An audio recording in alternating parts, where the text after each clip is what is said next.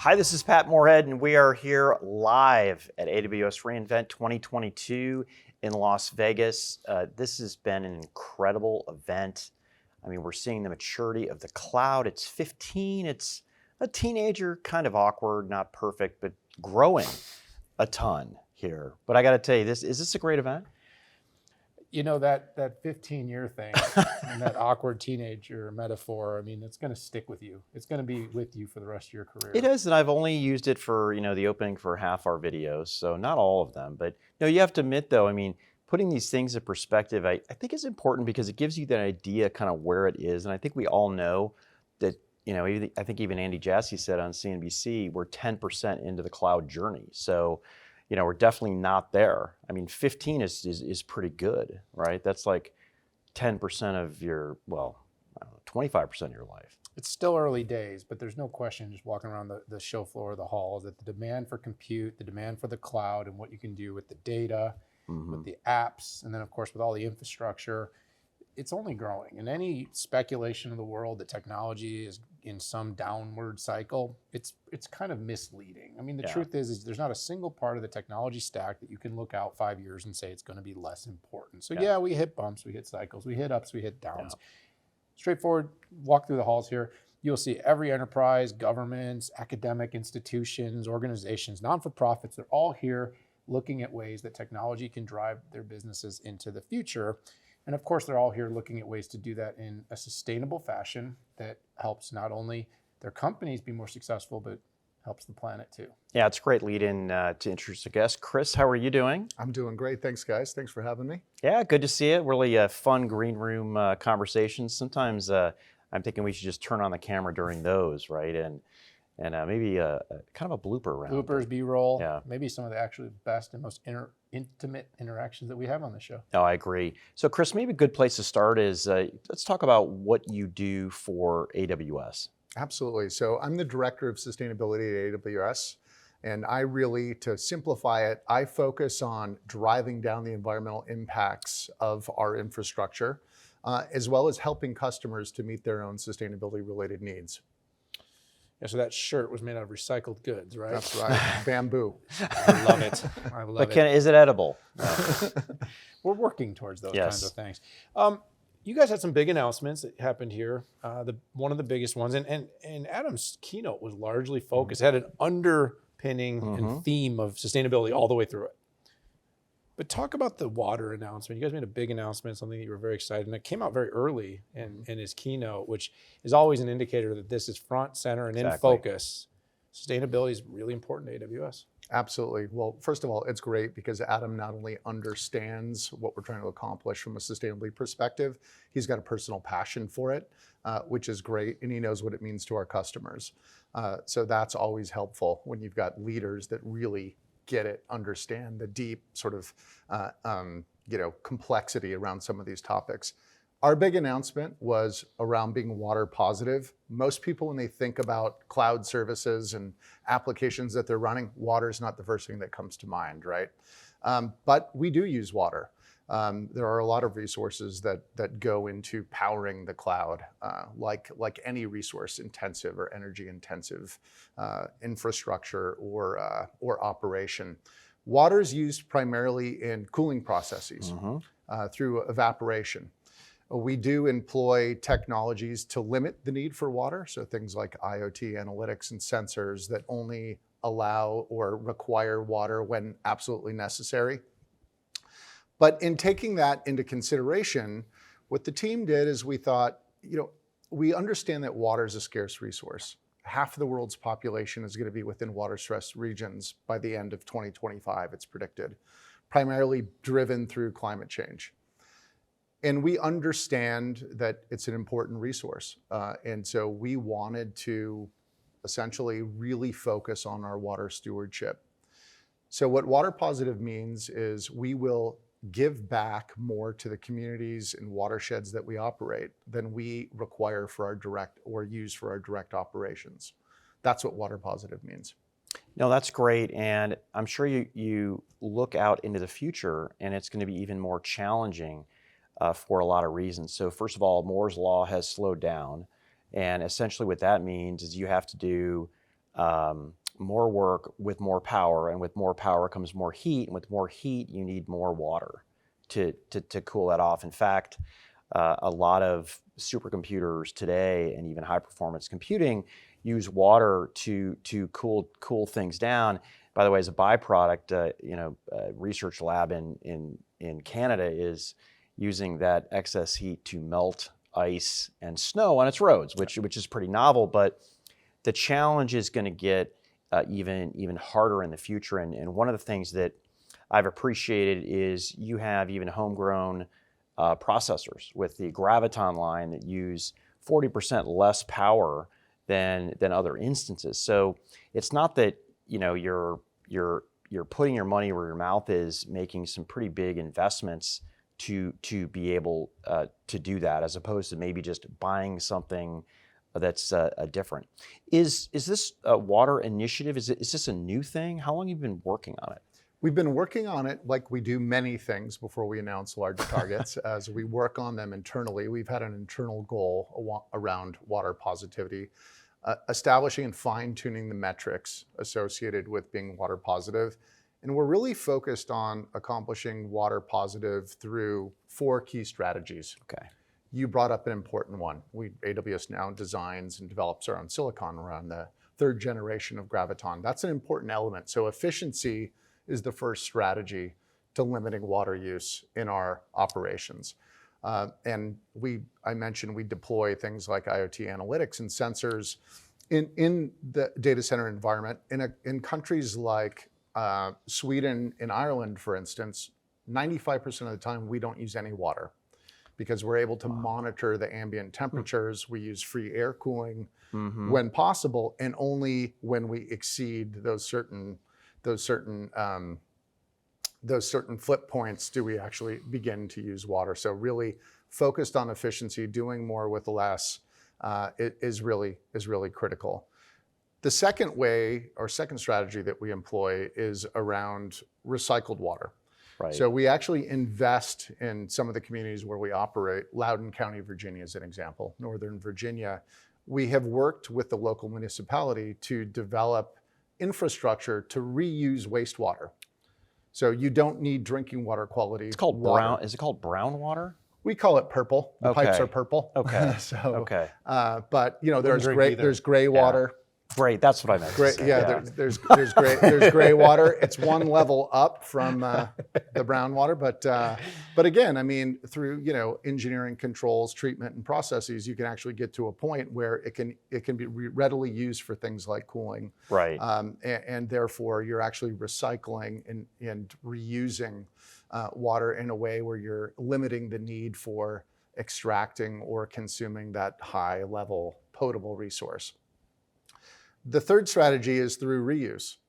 When we run the water through our evaporative cooling systems, we can do it several times and then it needs to be treated. You're essentially concentrating the dissolved solids through evaporation. You're not polluting it per se, but Right. you're concentrating the dissolved solids that need to be removed. But after removal, that water can still be used for things like irrigation. And that's exactly what we do in places like Umatilla, Oregon, in Eastern Oregon, where they've got a drought issue. Farmers use our wastewater from our cooling operation to irrigate crops.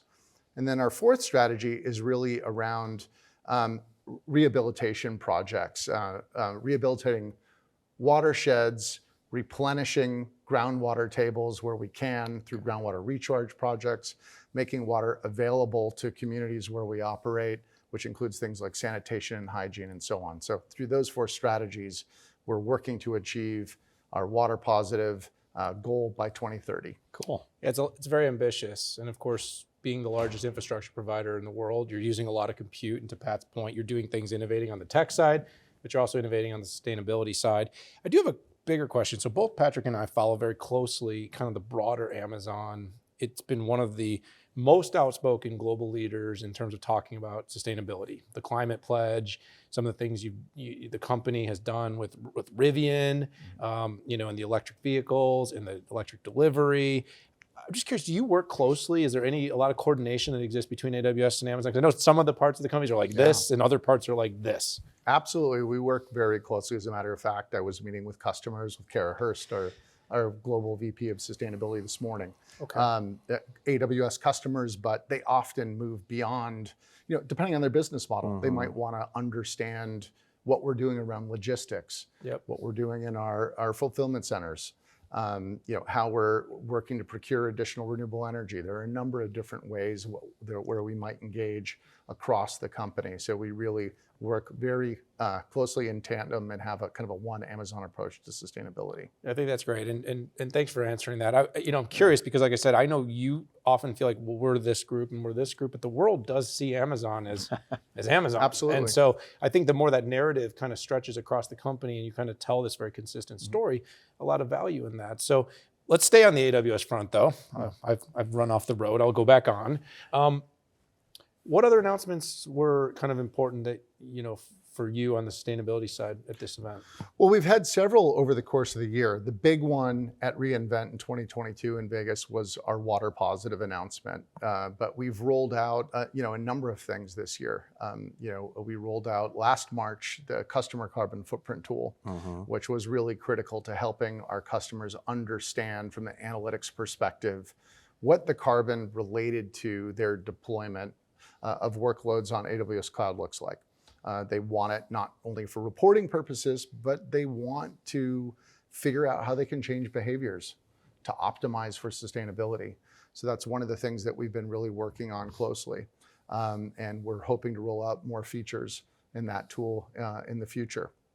Oh, it's great stuff. I love the new pieces of data that customers can use to help make better choices. And sometimes they, if the ability for somebody to pick something that it helps them meet their sustainability goals and it's good enough performance and the cost is right and they can go for it, I think choice is good, right?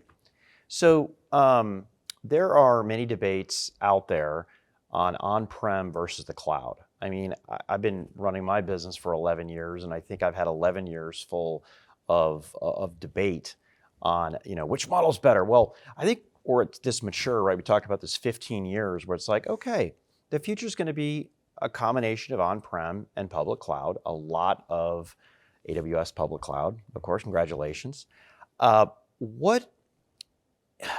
is the public cloud so much? I heard a statement that y'all made, said the public cloud is more sustainable than on-prem. Can you take us through that? Well, sure. Well, I mean, first, your point around just technologists now focused on sustainability is an interesting one. And I'd like to riff on that for a second, because one of the things that's so interesting to me, having worked in this space for a number of years, the number of CTOs and CIOs that have become sustainability experts, I think it's just awesome. A number of the discussions at reInvent this year have been CTO, CIOs that are directly engaged in sustainability related goals associated with their IT estate. That's pretty exciting. You wouldn't have seen that even 3-4 years ago. I agree. It might have been one or two that had a personal passion for it and were self-taught, but now we're seeing more and more of it. So that's really cool. And the sustainability benefits of cloud, AWS cloud, are largely recognized by these folks. They are partnering with us. They understand the benefits, primarily driven through economies of scale. Yeah. So about 2/3 of the benefits that you see from an environmental standpoint, and those benefits could be summed up, on average, you gain anywhere between 3.6 and 5x improvement in efficiency, depending on the region you're in, and you reduce your carbon footprint anywhere between 80 and 90%, depending on the region that you're in, on average, globally. 2/3 of that comes from economies of scale. Okay. We've got our engineering teams are heavily focused on, building the most efficient, sustainable infrastructure that has high utilization rates and runs as efficiently as possible. The other third is related to our use of renewable energy. We're now the largest purchaser of renewable energy in the world, over 370 projects. That was a 2021 announcement, I think. That's right. So, and we continue to accelerate. We're now at 85% renewable energy. That's for Amazon wide, by the way, not just AWS. And we are on track to meet our 2030 100% target 5 years ahead of schedule. So the other third of those benefits come from our renewable energy procurement. Oh, that's really impressive. Now, as you kind of go through this exercise, right, Andy Jassy did say we're probably about 10% of enterprise workloads, a little bit more than that when you look at the whole massive workloads that are in the cloud now, but we're still somewhat early days. And as customers are in this migration period, are you working with them to sort of quantify that number of, hey, this is how much more you're driving towards ESG goals and sustainability goals, not to mention maybe some even economies of scale for their businesses by moving to the cloud? We do. I work closely with colleagues. A team within our group is a DC divest team, which actually helps to recycle old assets, handle old assets in a responsible way. And we also do some quantification for some of those customers that are interested in large-scale migrations. Our customer carbon footprint tool actually gives you a snapshot of what your workload would have looked like in an on-prem environment versus AWS environment. So those are some of the data points that we're providing for customers. Yeah, I love that tool. We talk a little bit about this in the green room. I want to bring this up. I do a tremendous amount of C-suite advisory and consulting. And when you come in there, there seems to be a couple different camps, okay? I'm not going to pretend like everybody in the C-suite's on the same page. They aren't, okay?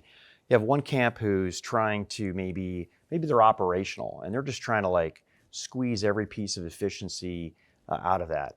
You have another camp that they have to hit their ESG goals, and then you have people who have CEO typically who at the end has to make money and do it in a sustainable way as possible for the shareholders. So my question for you is first of all, is this something that you're seeing as well? But is it possible? I think it is to be sustainable, good for the shareholders, and good for the environment. Is that possible? Because I see that really kind of that gear is locking in with the audiences that I talk with. Well, the term triple bottom line was coined 30 or so years ago, and we still see that as very true today. Business success and being sustainable are not mutually exclusive, I really believe. And you could really break it down to the most common denominator too. You can look at carbon as a proxy for a euro or a dollar. If you're optimizing for carbon, I can't think of a single instance where you're optimizing for carbon and you don't benefit from a cost perspective as well. Okay. Because you're typically driving additional efficiencies into the processes that you're engaged in. That actually makes sense. If I look at the brownfield environments in particular, whether it's manufacturing, whether it's transportation, whether it's warehousing, what I'm seeing a lot of action is and whether it's we call it IoT on a horizontal basis, but it's smart manufacturing, smart distribution. It is saving energy.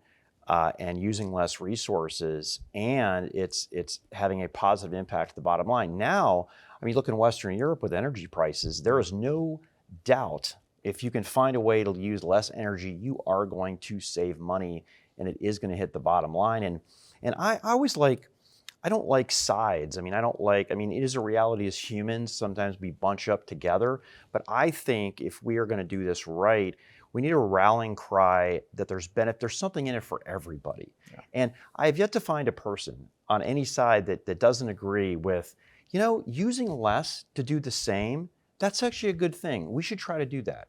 And that everybody, we're unfortunately in some polarizing corners I see, and I think that's inhibiting the ability to move this forward as a planet. Absolutely. And if you look at just simply investment in the rise of ESG funds, for instance, sustainability over the last 10 years has become so fundamentally integrated into the C-suite and core business strategy. Adam on stage is a perfect example of that, and Andy's commitment as well to sustainability. You're seeing that with our customers as well. I'm not surprised when I meet with customers and I often hear that sustainability is on parity, sometimes with cost. Yep. That they're really evaluating it. That's how important it is to our customers. Not all, but some of the sustainability leaders express that sentiment. So it's really become embedded in the core strategy of businesses. Yeah, we've done a remarkable amount of research on sustainability, investment, what's driving Some of the biggest concerns, by the way, from some of our studies is really that companies don't feel that they're moving fast enough to meet the goals that they've committed to. And obviously they feel like they're doing a lot now, but they still see so much in front of them in order to accomplish.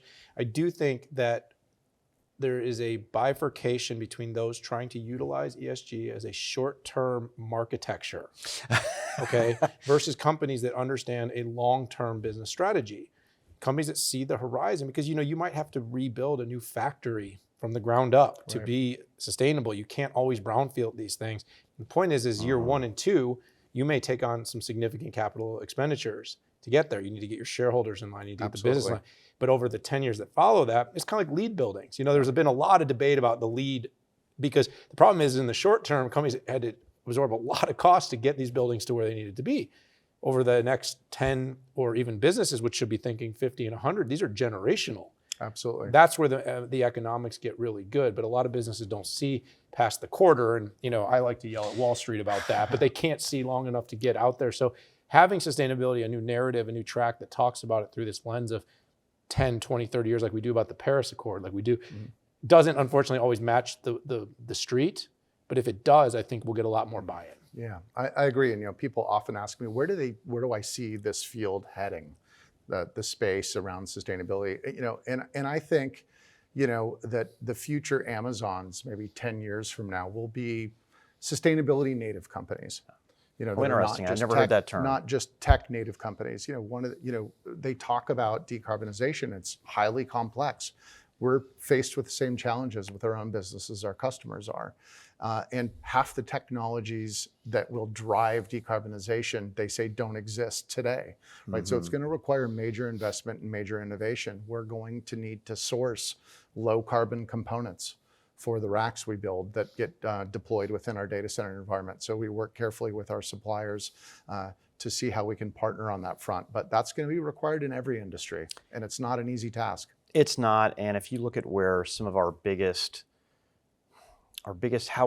challenges in the past 100 years have been solved, a lot of it has to do with a combination of there's research, which is funded by various entities and governments, and the VC community.